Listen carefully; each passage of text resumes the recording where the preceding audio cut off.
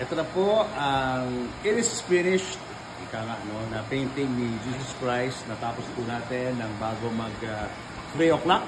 Nagsimula po tayo 12 o'clock ng tanghali. And what time is it now? 2:15. 2:15. So tapos po tayo ng 2:15. So may time pa tayo, no, para mag-retouch ng konti. But anyway, this is it, no? Ito na ang It is Finished na painting ng face ni Jesus Christ. Christ at Peace. Okay, yan ang title nitong painting na to. This is my Holy Week Panata for 2025. Is it also a reflection of how you're feeling right now? That you're content? You're at peace as a person?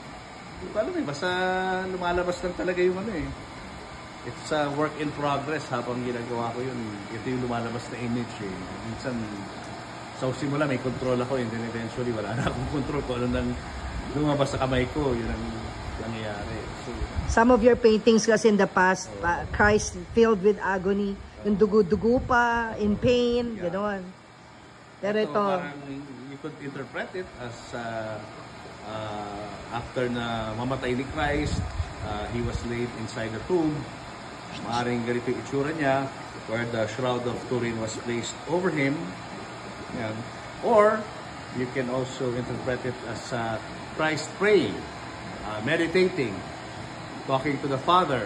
Yun, kung pwedeng gano'n, Christ in a moment of prayer. So, marami kang pwedeng interpret dito sa work na to. Siguro in times of trouble, just look at the painting and then we begin to follow kung anong ginagawa ni Christ na mag-relax ka lang, take time to breathe the fresh air, and just pray and ask for His help sa mga moments na kailangan mo ng tulong.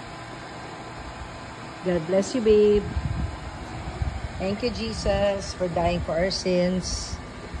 We are truly grateful. We honor and praise you, Lord. Thank you.